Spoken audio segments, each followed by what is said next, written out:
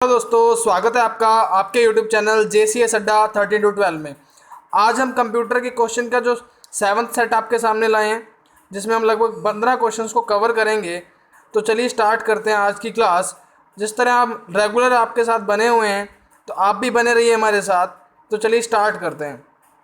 जो हमारा previous class का क्वेश्चन ऑफ द डे है, सबसे पहले उसे डिस्कस कर लेते हैं। प्रीवियस क्लास का जो क्वेश्चन ऑफ द डे था वो था आपका, जब आप कोई रो या कॉलम को मूव करते हैं, जब आप कोई रो या कॉलम को क्या करते हैं बच्चा, मूव करते हैं, तो मूव सेल का डैश टेक्स्ट डैश होता है, आपको बताना है। पहला ऑप्शन था सेल के साथ मूव होता है, टेक्स्ट मूव होता है, आपको बताना था। जहाँ था वहीं रहता है किंतु फॉर्मेटिंग मूव होता है। सेल के साथ मूव होता है किंतु फॉर्मेटिंग लॉस होता है। सेल के साथ मूव होता है किंतु फॉर्मेटिंग चेंज होता है, या इनमें से कोई नहीं। तो इस क्वेश्चन का जो आंसर था वो था बच्चा, सेल के साथ मूव होता है क्या, टेक्स्ट। क्या मूव होता है, टेक्स्ट। ये था इसका आंसर। तो समझ आ गई होगी आपको इसका आंसर। तो अगला क्वेश्चन, पहला क्वेश्चन देखते हैं आज का। एक समय में एक से अधिक एप्लीकेशन रन करने ऑपरेटिंग सिस्टम की क्षमता को क्या कहते हैं। एक समय में एक से अधिक एप्लीकेशन रन करने वाले ऑपरेटिंग सिस्टम की क्षमता को क्या कहते हैं। The ability of the OS to run more than one application at a time is called. तो बताना है। ऑप्शन पहला है मल्टीटास्किंग, दूसरा ऑप्शन है रियल टाइम, तीसरा ऑप्शन है आपके पास है मल्टी यूज़र, चौथा ऑप्शन है ऑब्जेक्ट ओरिएंटेड प्रोग्रामिंग। तो कमेंट करिए इस क्वेश्चन का आंसर। 5 सेकंड का समय आपके पास, तो कमेंट करिए इस क्वेश्चन का आंसर। एक समय में एक से अधिक एप्लीकेशन रन करने वाले ऑपरेटिंग सिस्टम की क्षमता को क्या कहते हैं, ये बताना है आपको। तो कमेंट करिए बच्चे इस क्वेश्चन का आंसर क्या होगा। 5 सेकंड का समय है, कमेंट जरूर करें बच्चा। और लास्ट में अपना कंप्लीट स्कोर भी बताएं कि आपका कितना स्कोर है। और एक बात और, जिस बच्चे के मैक्सिमम मार्क्स आएंगे और वो बच्चा कमेंट करेगा, उसकी पिक्चर भी हम आपको स्क्रीन पर शो करेंगे कि कौन से बच्चे का मैक्सिमम स्कोर रहा आज के टेस्ट में। वो कल के टेस्ट में आपको दिखाया जाएगा। तो आंसर करें इस क्वेश्चन का। इस क्वेश्चन का आंसर होगा बच्चा मल्टीटास्किंग। क्या होगा बच्चा, मल्टीटास्किंग। देखिए इस क्वेश्चन को समझिए पहले, क्यों होगा इसका आंसर मल्टीटास्किंग। देखिए क्या बोल रहा है, एक समय में एक से अधिक एप्लीकेशन को चलानी है।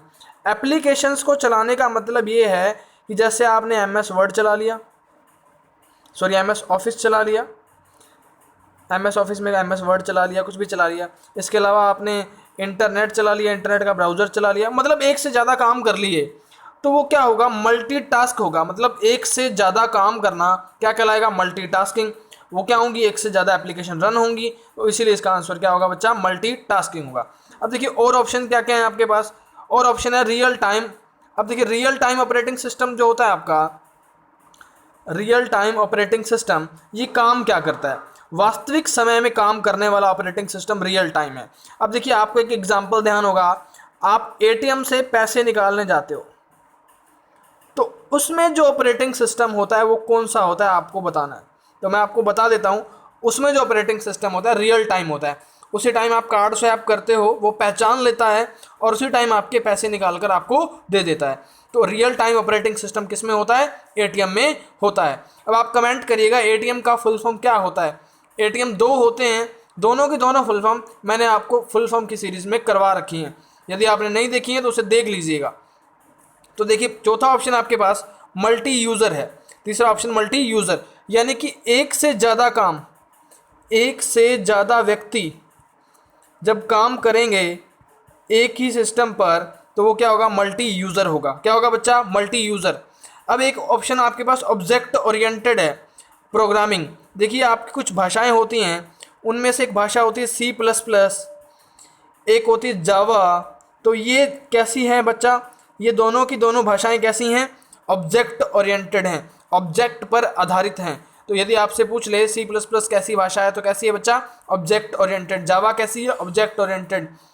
तो ध्यान रखना है। अब कमेंट करिएगा, जावा की खोज किसने की थी, कमेंट बॉक्स में बताइएगा जावा की खोज किसने की थी, आपको बताना है। तो देखिए इस सवाल का आंसर क्या होगा, A होगा, मल्टीटास्किंग। तो चलिए अगला सवाल देखते हैं। दूसरा सवाल, रीड ओनली मेमोरी की कौन सी विशेषता उससे उपयोगी बनाती है। Which feature of read only memory make it useful. पहला ऑप्शन है आपके पास, रोम सूचना आसानी से अद्यतन की जा सकती है, ROM information can be easily updated. Next है आपके पास रोम में डेटा नॉन वोलेटाइल होता है, data in ROM is non volatile. Next है आपके पास रोम बहुत अधिक मात्रा में काम खर्चीली डाटा उपलब्ध करते हैं। नेक्स्ट है ऑप्शन है नन ऑफ दीज। तो बताइए इस क्वेश्चन का आंसर क्या होगा, रीड ओनली मेमोरी की कौन सी विशेषता उसे उपयोगी बनाती है। तो कमेंट करें बच्चा इस क्वेश्चन का आंसर, 5 सेकंड का समय आपके पास, कमेंट करिए बच्चा इस क्वेश्चन का आंसर क्या होगा। रीड ओनली मेमोरी की कौन सी विशेषता उसे उपयोगी बनाती है। तो इस क्वेश्चन का आंसर होगा बच्चा बी। क्या होगा बच्चा, बी। रीड ओनली मेमोरी जिसे बोलते हो आप, रोम का जो फुल फॉर्म होता है वो होता है रीड ओनली मेमोरी। क्या होगा बच्चा, रीड ओनली मेमोरी। किसका फुल फॉर्म, रोम का। क्या बच्चा, रोम का full form read only memory. इसका फुल फॉर्म रोम का क्या है बच्चा, रीड ओनली मेमोरी। अब बच्चा ये क्या होती है, ये रोम नॉन वोलेटाइल होती है। नॉन वोलेटाइल का मतलब क्या होता है बच्चा, जब आप इसमें डेटा को रखोगे, डेटा को डाल दोगे तो डेटा क्या है इसमें फिक्स रहेगा, परमानेंट रहेगा। डेटा कैसे रहेगा बच्चा, परमानेंट। नॉन वोलेटाइल का मतलब क्या है, डेटा का क्या रहना, परमानेंट रहना। तो परमानेंट रहेगा वो कौन सी मेमोरी में रहेगा, नॉन वोलेटाइल में रहेगा। यदि ऑप्शन में होता वोलेटाइल, कभी कभी आपसे पूछ ले तो वोलेटाइल का मतलब क्या है, तो आप बताइएगा परमानेंट नहीं रहता इसमें, यानी कि अस्थाई। वोलेटाइल का मतलब क्या, अस्थाई, और वोलेटाइल नॉन वोलेटाइल का मतलब क्या, स्थाई। तो अंतर ध्यान रखिएगा, वोलेटाइल अस्थाई होता है और नॉन वोलेटाइल स्थाई होता है। नॉन वोलेटाइल क्या होता है, स्थाई। नॉन वोलेटाइल वो क्या है, स्थाई। तो इतनी बातें आपको ध्यान रखनी है। इस क्वेश्चन का आंसर क्या होगा बच्चा, बी होगा। क्या होगा, बी होगा। अब देखिए इसमें ऑप्शन दिया था डेटा को इजीली अपडेट किया जा सकता है। देखिए रोम का एक टाइप होता है, यदि आपसे रोम का पूछे तो अपडेट नहीं हो सकता आसानी से, लेकिन रोम का एक टाइप होता है ईपी रोम या डबल ईपी रोम, इनमें बदला जा सकता है आसानी से, लेकिन वो भी तकनीक होती हैं अलग अलग। तो आप कमेंट करिएगा रोम के टाइप्स कितने होते हैं, रोम के टाइप्स कितने होते हैं और कौन कौन से होते हैं, कमेंट करिएगा रोम के टाइप कौन कौन से होते हैं और कितने होते हैं। तो चलिए अगला क्वेश्चन देखते हैं। नेक्स्ट सवाल है हमारे पास, स्प्लिट विंडो ऑप्शन एक्सेल के किस मेन्यू में है। Split window option which menu in Excel. पहला ऑप्शन है आपके पास व्यू, दूसरा आपके ऑप्शन है होम, तीसरा ऑप्शन है आपके पास पेज लेआउट, चौथा ऑप्शन है आपके पास इंसर्ट। तो कमेंट करिए बच्चा इस क्वेश्चन का आंसर, 5 सेकंड का समय आपके पास। स्प्लिट विंडो ऑप्शन एक्सेल के किस मेन्यू में है। तो बताइए ए है, बी है, सी है या डी है। तो कमेंट करिए बच्चा इस क्वेश्चन का आंसर क्या होगा।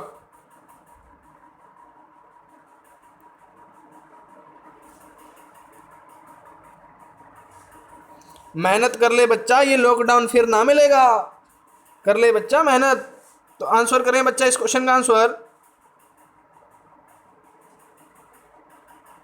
ये समय नहीं मिलेगा बच्चा कभी आपको, अभी आने वाले समय में एग्जाम आ जाएगा एकदम से। तो आंसर दीजिए बच्चा इस क्वेश्चन का आंसर। इस क्वेश्चन का आंसर होगा बच्चा व्यू मेन्यू। क्या होगा बच्चा, view menu. Split window option जो होता है, स्प्लिट बच्चा होता क्या है पहले तो वो जाने। स्प्लिट होता है दो हिस्से करना, जैसे मैंने इसके 2 हिस्से कर दिए, 2 टुकड़े कर दिए, वो क्या है, स्प्लिट है। और वो मिलेगा कहाँ, व्यू मेन्यू में मिलेगा। कहाँ मिलेगा बच्चा, व्यू मेन्यू में। अब मेरे को आप कमेंट करिएगा एक्सेल में कितने मेन्यू होते हैं, एक्सेल में कितने मेन्यू होते हैं आपको कमेंट बॉक्स में बताना है। देखिए होम मेन्यू होता है, पेज लेआउट होता है और इंसर्ट होता है। इसके अलावा और कौन कौन से होते हैं ये भी बताने हैं। एक्सेल में कितने मेन्यू हैं और कौन कौन से होते हैं आपको बताना है। और स्प्लिट विंडो ऑप्शन जो होता है वो कहाँ होता है बच्चा, कौन से मेन्यू में होता है, व्यू मेन्यू में होता है। अरे कौन से मेन्यू में होता है, व्यू मेन्यू में होता है। तो इस क्वेश्चन का आंसर क्या था, व्यू था, यानी कि ए था। चलिए अगला सवाल देखते हैं। एक्सेल में मल्टीपल कैलकुलेशन को एक ही फॉर्मूला में प्रयोग करते हैं तो वह है। एक्सेल में मल्टीपल कैलकुलेशन को एक ही फॉर्मूला में प्रयोग करते हैं तो वह है। If you use multiple calculation in Excel in the same formula it is. पहला ऑप्शन है स्टैंडर्ड फार्मूला, नेक्स्ट है एरे फार्मूला, नेक्स्ट है कॉम्प्लेक्स फार्मूला और डी है स्मार्ट फार्मूला। तो कमेंट करिए इस क्वेश्चन का आंसर बच्चा कमेंट बॉक्स के अंदर क्या होगा। 5 सेकंड का आपके पास समय है, तो कमेंट करिए इस क्वेश्चन का आंसर। एक्सेल में मल्टीपल कैलकुलेशन को एक ही फार्मूला में प्रयोग करते हैं तो वह है, वो कौन सा फार्मूला है जिसमें मल्टीपल कैलकुलेशन एक साथ होती हैं? तो ध्यान रखना है, इस क्वेश्चन का आंसर होगा बच्चा बी। क्या होगा? बी यानी कि एरे फार्मूला। जब भी आपको ध्यान रखना है, जब भी किसी फार्मूला में एक से ज़्यादा फार्मूला लगाए जाएं, जैसे एक फार्मूला होता है इफ़। ध्यान रखना एक चीज़ और, एक्सेल एक स्प्रेडशीट प्रोग्राम है। अरे बच्चा, एक्सेल कैसा प्रोग्राम है? एक स्प्रेडशीट प्रोग्राम है। पीछे की क्लासेस में बता चुका हूँ आपको, एक्सेल कैसा प्रोग्राम है? एक स्प्रेडशीट प्रोग्राम है, जिसमें क्या होती है? कैलकुलेशन होती है, यानी फॉर्मूले लगाए जाते हैं। अब फॉर्मूला किससे स्टार्ट होता है? इक्वल के निशान से, और उन्हीं में एक फॉर्मूला होता है इफ़ का। इसी फॉर्मूला का ज़्यादातर यूज़ होता है एरे के रूप में। एरे यानी कि एक ही फॉर्मूले में एक से ज़्यादा फॉर्मूले लगाना, वो क्या है? एरे कहलाता है। तो ध्यान रखना है, इस क्वेश्चन का आंसर क्या होगा? एरे फार्मूला होगा। एक्सेल में मल्टीपल कैलकुलेशन को एक ही फार्मूला में प्रयोग करते हैं तो वो क्या कहलाता है? एरे फार्मूला कहलाता है। ध्यान रखिए, इस क्वेश्चन का आंसर बहुत बार पूछा गया है।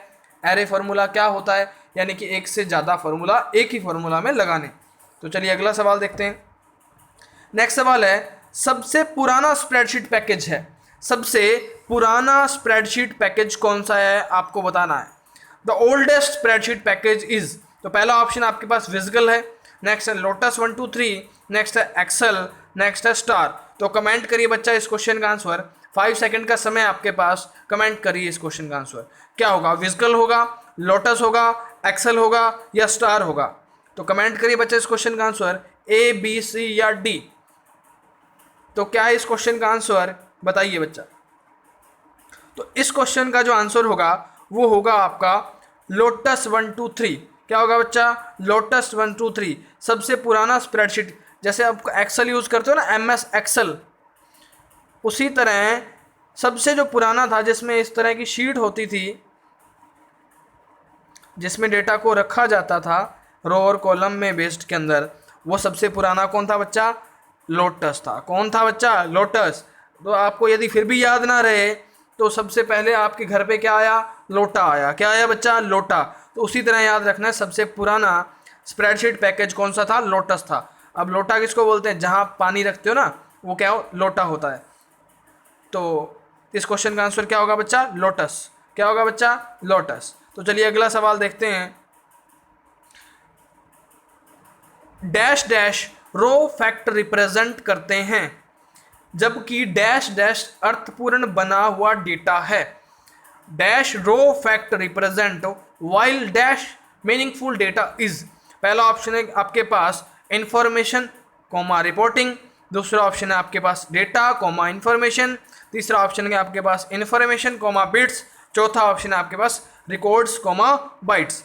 तो चलिए इस क्वेश्चन का आंसर बताइए कमेंट बॉक्स में, क्या होगा इस क्वेश्चन का आंसर? ए होगा, बी होगा या सी होगा या डी होगा? Dash raw fact represent while meaningful data is. तो कमेंट करें इस क्वेश्चन का आंसर क्या होगा बच्चा। यदि आपको हमारी क्लास पसंद आ रही है तो लाइक करें, शेयर करें, सब्सक्राइब करें। शेयर बच्चा अवश्य करें, ज़्यादा से ज़्यादा स्टूडेंट्स को हमारे साथ जोड़ें ताकि हम और भी क्वेश्चंस को आपके सामने ला सकें, ज़्यादा से ज़्यादा बच्चों को लाएं लाइव क्लास के अंदर। तो इस क्वेश्चन का आंसर होगा बच्चा डेटा कोमा इंफॉर्मेशन। अब देखिए, जो डेटा होता है ना, वो रो फैक्ट होते हैं, कच्चे आंकड़े क्या कहलाते हैं बच्चा? रो फैक्ट। अरे बच्चा, कच्चे आंकड़े जो क्या कहलाते हैं उन्हें बोलते हैं रो फैक्ट। कच्चे आंकड़े क्या कहलाते हैं? रो फैक्ट कहलाते हैं। अब देखिए, रो फैक्ट जो होते हैं उन्हीं को क्या कहा जाता है? डेटा कहा जाता है। जो कच्चे आंकड़े हैं या असंगठित आंकड़े में बोलूँ, असंगठित, वो क्या कहलाएंगे बच्चा? वो कहलाएगा डेटा कहलाएगा। अब जो संगठित आंकड़े होंगे ना, वो क्या कहलाएंगे? इंफॉर्मेशन कहलाएंगे। अर्थपूर्ण डेटा यानी मीनिंगफुल डेटा क्या कहलाएगा? इंफॉर्मेशन कहलाएगी। इस क्वेश्चन का आंसर क्या होगा? बी होगा। तो चलिए अगला सवाल देखते हैं। देखिए, यहाँ पर आपको दिखाई दे रहा है, बिट्स भी दिख रहे हैं और बाइट्स भी दिख रहे हैं। तो बताइएगा, एक बाइट में कितने बिट होते हैं? एक बाइट में कितने बिट होते हैं आपको बताना है। एक बाइट में कितने बिट होते हैं, और आपको ये भी बताना है सबसे छोटी मेमोरी यूनिट कौन सी होती है। तो चलिए इस क्वेश्चन का आंसर बताइएगा क्या होगा। तो चलिए अगला सवाल देखते हैं। एक वर्कशीट में कितनी रो होती हैं आपको बताना है, कितनी रो होती हैं ये बताना है आपको, ना कि कॉलम बताना है। क्या बताना है बच्चा? तो बताइए बच्चा इस क्वेश्चन का आंसर क्या होगा? एक वर्कशीट में कितनी रो होती हैं आपको बताना है। पहला ऑप्शन आपके पास 256 है, दूसरा ऑप्शन आपके पास 1024 है, तीसरा ऑप्शन आपके पास 32,000 है, डी है 65,536, नेक्स्ट आपके पास नन ऑफ दिस। तो कमेंट कर इस क्वेश्चन का आंसर क्या होगा? एक वर्कशीट में कितनी रो होती हैं आपको बताना है। तो कमेंट करिए बच्चा इस क्वेश्चन का आंसर ए है, बी है, सी है या डी है या ई है। तो कमेंट करें बच्चा इस क्वेश्चन का आंसर क्या होगा। वर्कशीट किससे संबंधित होती है ये भी बताइएगा, वर्कशीट किससे संबंधित होती है ये बताना है आपको। तो इस क्वेश्चन का जो आंसर होगा वो होगा बच्चा 65,536। अब देखिए एक चीज़ और ध्यान रखना है, जो रो होती हैं वो ऐसे होती हैं, जैसे मान लो मैं एक शीट बना रहा हूँ आपके सामने, ये जो दिख रहे हैं आपको ये इस तरह से, ये तो है बच्चा कॉलम। क्या है बच्चा? ये कॉलम है। और जो ये दिख रही हैं इस तरह से, तीन रो हो गई ना, 1 2 3, तीन रो हो गई। कॉलम कितने? 1 2 3 और 4, 4 कॉलम हो गए। कॉलम कितने हैं? 4, रो कितनी है? 3। अब ध्यान रखिएगा, ये जो 65,536 का जो आंकड़ा है ये आपके 2003 MS ऑफिस में होता है। 65,536 जो रो होती हैं आपकी वो 2003 में होती हैं। लेकिन जो बाद के जो ऑफिस हैं, जैसे 2007 है, 2010 है, 13 है, 16 है, इनमें जो होती हैं वो होती हैं 16,384, सॉरी 10,48,576 रो होती हैं। कितनी होती हैं? 10,48,576 किस में होंगी? ये आपके 2007 में होंगी, 2010 में होंगी, 2013 में होंगी, 2016 में और 19 में। कितनी होंगी? 10,48,576 रो होंगी। अब आपसे कॉलम का पूछा जा सकता है। जो 256 होते हैं ये क्या होते हैं बच्चा? कॉलम होते हैं। किस में होते हैं? 2003 में होते हैं। 2003 में कॉलम कितने? 256। यदि पूछ ले 2007, 10, 13, 16 में कितने होंगे, तो आप बताओगे 16,384। कितने बताओगे बच्चा? 16,384 क्या होते हैं? कॉलम होते हैं। किस में? 2007, 10, 13, 16 में या 19 में। कितने? 16,384। तो इतना डाटा आपको ध्यान रखना है। एक वर्कशीट में कितनी रो, यदि रो का तो मैं आपको एक टेबल बना देता हूँ ये तो होगी बच्चा रो और ये होगी कॉलम। रो जो है 2003 की तो मैं यहाँ बना देता हूँ आपको। रो कितनी है 2003 में? 65,536। और कॉलम कितने? 256। बाद की बात करें तो 10,48,576 और कॉलम कितने? कॉलम होंगे आपके 16,384। तो इतनी बातें आपको ध्यान रखनी है। तो अगला सवाल देखिए, नेक्स्ट सवाल क्या होगा? लोटस में बनी फाइल का एक्सटेंशन नेम क्या होगा? पहला ऑप्शन आपके पास डोज, डॉट डोज। ध्यान रखना है एक्सटेंशन नेम के आगे डॉट लगता ही लगता है, जैसे ये लगा हुआ है। नेक्स्ट है .123, नेक्स्ट है .xls, नेक्स्ट है .vki, नेक्स्ट है नन ऑफ दिस। तो कमेंट करें बच्चा इस क्वेश्चन का answer, which file extension name is created in lotus. तो कमेंट करें बच्चा, ए होगा, बी होगा, सी होगा या डी होगा या ई होगा। तो कमेंट करिए बच्चे इस क्वेश्चन का आंसर क्या होगा। तो इस क्वेश्चन का जो आंसर होगा बच्चा वो होगा आपका .123। क्या होगा बच्चा? .123। जैसे मैंने अभी अभी आपको बताया था सबसे पुराना स्प्रेडशीट पैकेज कौन सा है? लोटस है। तो उसी का वो क्या लिखते थे बच्चा? लोटस 123। तो उसका एक्सटेंशन नेम क्या होगा? .123। अब मेरे को बताइए .xls किसका होता है या .डोज किसका होता है, आपको बताना है। और डोज की फुल फॉर्म भी बताइएगा मेरे को।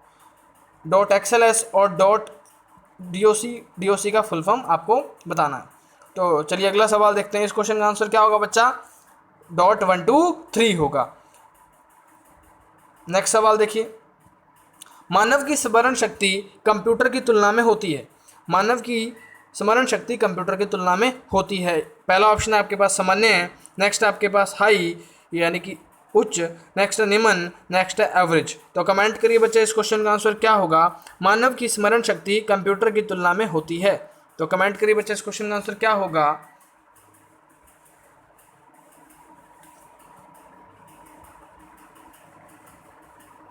कमेंट करिए बच्चा, ए होगा, बी होगा, सी होगा या डी होगा, कि जो मानव की जो स्मरण शक्ति है, सोचने की जो क्षमता है, वो कंप्यूटर की तुलना में होती है।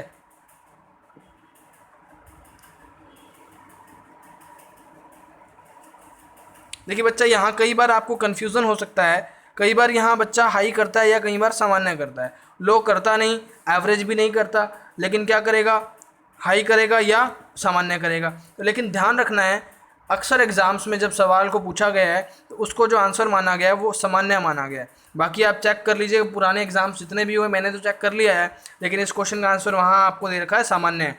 तो ध्यान रखना है, इस क्वेश्चन का आंसर आपको टिक क्या करना है, सामान्य करना है। तो मानव की समान शक्ति कंप्यूटर की तुलना में क्या होती है, सामान्य होती है, यानी एक जैसी होती है लगभग लगभग। तो चलिए, इस सवाल का आंसर क्या था, ए था। नेक्स्ट सवाल देखिए, कंप्यूटर नेटवर्क में किस प्रकार के रिसोर्सेज की शेयर्ड कॉमन रिसोर्सेज होने की संभावना है। किस प्रकार के रिसोर्सेज की ज़्यादा, ध्यान रखना यहाँ पर ज़्यादा होगा, क्या होगा, ज़्यादा शेयर्ड कॉमन रिसोर्स होने की संभावना है। तो what type of resource is likely to be shared common resource in a computer network. पहला ऑप्शन आपके पास प्रिंटर है, नेक्स्ट आपके पास फ्लॉपी डिस्क है, नेक्स्ट आपके पास कीबोर्ड है, नेक्स्ट स्पीकर है। तो कमेंट करें बच्चे, इस क्वेश्चन का आंसर क्या होगा कमेंट बॉक्स के अंदर। कंप्यूटर नेटवर्क में किस प्रकार के रिसोर्सेज की शेयर्ड कॉमन रिसोर्स होने की संभावना है, ए, बी, सी या डी। तो इस क्वेश्चन का आंसर होगा बच्चा प्रिंटर। क्या होगा बच्चा, प्रिंटर। अब आप लोगों ने देखा होगा, जब भी आप किसी साइबर कैफ़े पे जाते हो तो वो क्या करता है, कहीं और बैठा होता है, लेकिन प्रिंटर का जो कनेक्शन है वो वाईफाई से कनेक्टेड होता है, दूसरे कंप्यूटर भी जुड़े होते हैं की प्रिंटर से। तो वो क्या करता है, नेटवर्क की सहायता से उस प्रिंटर को क्या करता है, सबसे ज़्यादा शेयर करता है। क्या करता है बच्चा, शेयर करता है। तो सबसे ज़्यादा शेयर होने की संभावना किसकी होगी, प्रिंटर की होगी। फ्लॉपी डिस्क जो आपकी स्टोरेज क्षमता है सबसे ज़्यादा पूछी है तो प्रिंटर होगा। कीबोर्ड की तो करता नहीं है बच्चा, स्पीकर की भी नहीं करता, लेकिन सबसे ज़्यादा किसकी करता है, प्रिंटर की करता है। चलिए अगला सवाल देखते हैं। नेक्स्ट सवाल है हमारा, DAD का पूरा नाम क्या है, आपको बताना है। फुल नेम ऑफ DAD, देखो डैड है ये आप लिखते हो, इंग्लिश में डैड बोलते हैं, लेकिन यहाँ इसका नाम और होगा। DAD का पूरा नाम आपको बताना है कमेंट बॉक्स में। पहला ऑप्शन आपके पास डिस्क अप्लाइड डिवाइस, नेक्स्ट है डिजिटल अप्लाइड डिवाइस, नेक्स्ट है आपके पास डायरेक्ट एक्सेस डिवाइस, नेक्स्ट है आपके पास डायरेक्ट अप्लाइड डिवाइस। तो कमेंट करें बच्चा, इस क्वेश्चन का आंसर क्या होगा, DAD का पूरा नाम क्या है। नेक्स्ट देखिए, इस क्वेश्चन का जो आंसर है वो आप कमेंट करिए, 5 सेकंड का समय आपके पास। DAD का पूरा नाम आपको बताना है। तो इस क्वेश्चन का जो आंसर होगा डायरेक्ट एक्सेस डिवाइस होगा। क्या होगा बच्चा, डायरेक्ट एक्सेस डिवाइस। अब देखिए, इसको आपको ध्यान कैसे रखना है, मैंने आपको बताया था कीबोर्ड जो होता है वो इनडायरेक्ट इनपुट डिवाइस होता है, और जो स्कैनर होता है वो डायरेक्ट डिवाइस होता है। तो डायरेक्ट एक्सेस करने वाली जो डिवाइस है उसी के नाम पर इसको बोला गया DAD, डायरेक्ट एक्सेस डिवाइस। तो इस क्वेश्चन का आंसर क्या होगा बच्चा, सी होगा। क्या होगा, सी। चलिए अगला सवाल देखते हैं। कंप्यूटर के प्रमुख तकनीकी कार्य में शामिल है। पहला ऑप्शन है आपके पास डेटा का संकलन एवं निवेशन, नेक्स्ट आपके पास डेटा का संचय है, नेक्स्ट आपके पास डेटा का संशोधन तथा इंफॉर्मेशन का निर्गमन तथा पुनर्निगम, नेक्स्ट आपके पास विपणन। तो कमेंट करें बच्चे, इस क्वेश्चन का आंसर क्या होगा, ए होगा, बी होगा, सी होगा या डी होगा। Computer major technical function of computer include. तो इस क्वेश्चन का आंसर कमेंट करें बच्चा कमेंट बॉक्स के अंदर, कमेंट करते रहिए साथ के साथ बच्चा। तो इस क्वेश्चन का आंसर होगा बच्चा सी। क्या होगा बच्चा, सी।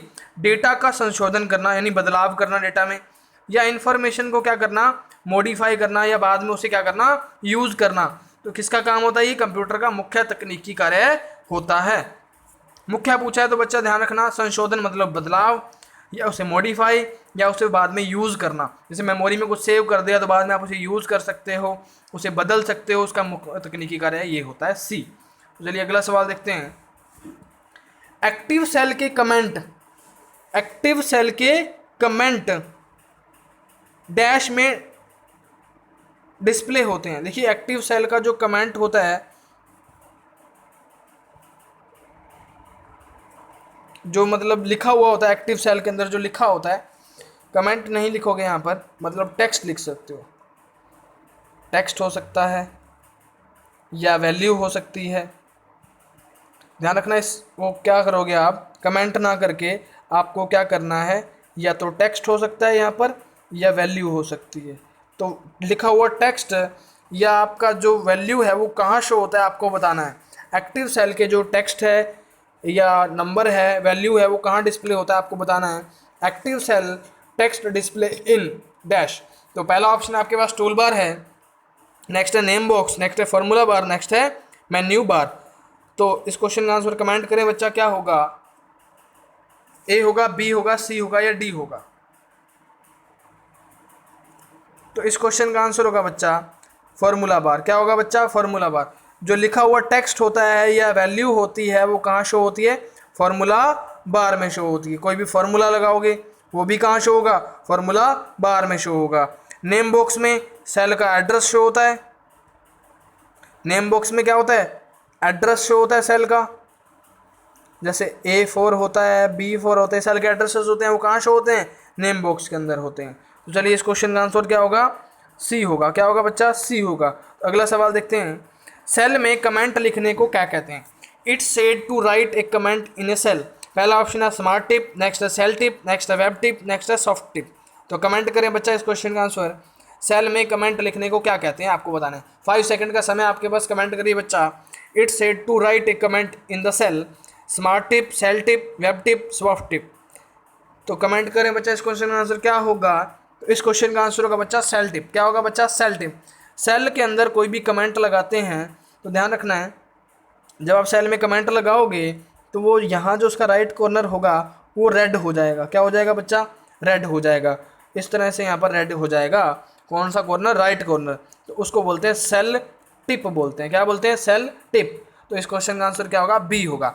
ये थी हमारी आज की क्लास। यदि आपको हमारी क्लास पसंद आई हो तो लाइक करें, कमेंट करें, शेयर करें।